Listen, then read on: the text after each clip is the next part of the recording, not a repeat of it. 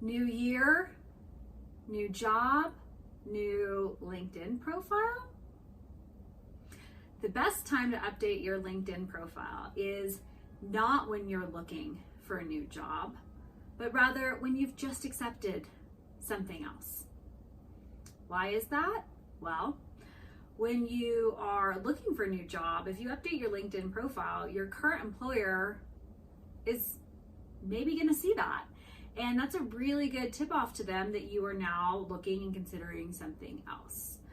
So if you want to be a little bit more stealthy about that, while also keeping a great LinkedIn presence, then performing your updates after you've accepted a new job actually is a better way to go. That way you keep your LinkedIn profile constantly up to date, but you're not indicating to anyone that you are looking to make a change.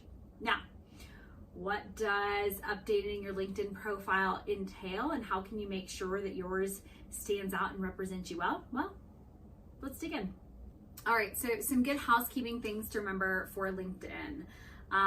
First and foremost, make sure your LinkedIn profile is accurate. Hopefully that goes without saying, but it is a digital resume and landing page for you and your personal brand that you're building, and you want to make sure that it represents you well and accurately. So making sure that you are keeping it up to date and that you are not artificially embellishing in ways that are not consistent with the work that you have done or the experiences that you've had is paramount as a initial just rule for LinkedIn. In addition, I highly recommend not having updates push to your network. That is an option within settings, and you can turn it off. That just keeps it a little bit quieter as to when you might be making updates. And in the event that you do need to update your LinkedIn when you are looking for a job and not after you have just secured a new one because it's maybe really out of date, well, keeping that off will make sure that everyone isn't immediately notified that you're making changes. Some other good things to keep in mind: LinkedIn does allow you to see who's viewed your profile, and if you have a basic, free LinkedIn account, well, if you want to see when others view your profile, then you have to keep that setting on as well. I generally like to be a little bit more discreet, and so I keep mine set to off. I also have a LinkedIn premium account just because of the work that I do and the clients that I work with and the relationships I work to build and how I utilize LinkedIn. A premium account for me makes sense. And so with the premium account, you can actually keep yourself set to browse in private, and you can still see who views your account. So that is a nice additional feature in addition to some other things that benefit, for content creation, etc. with a premium account. Being able to send in-mail messages to people who are not within your network, another nice benefit. But ultimately, up to you if you want people to know and you view their profile. I just personally recommend and like a more discreet approach. Something else when taking a look at your LinkedIn account is a feature where you can see, people also viewed. So other accounts that people view when they look at your profile. I firmly recommend taking a look at that list of individuals and seeing if it aligns with the work that you're doing and the industry that you're in, and do you know these people, etc. If it doesn't represent you, for example, someone kind of randomly looked at your profile and then looked at some other people that have nothing to do with the work that you do or the industry that you're in, and you don't feel like it represents what it is that you're doing or the presence you're working to build, turn off that feature. I, for one, keep that feature off. I don't love it. I think it's a little creepy, but that's just something for you to take a look at and consider, because with everything on LinkedIn, again, it is your digital resume, it's your digital brand, and you want to make sure it represents you well and represents the work that you do and the presence that you are working to have in the market with your peers and colleagues.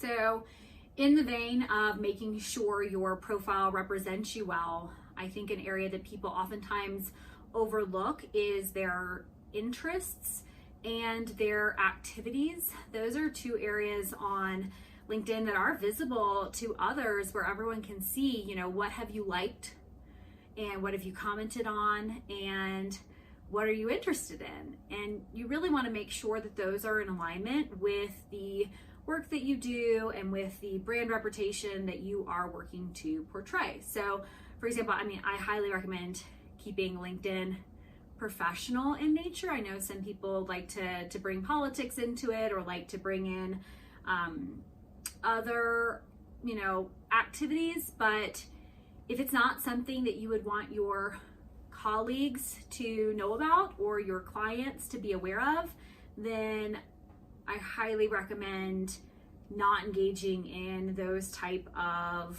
you know, content, likes, or commentary or communications.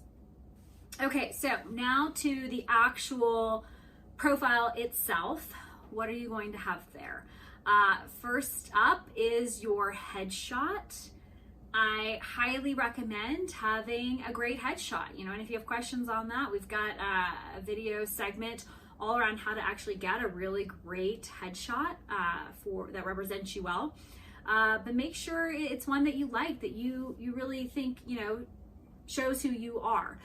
Whatever, you know, industry that is in, whatever your personality is, that's up to you and how you want to convey that in your headshot. But make sure it's something that you feel like, this is me and this is how I want to show up in the world.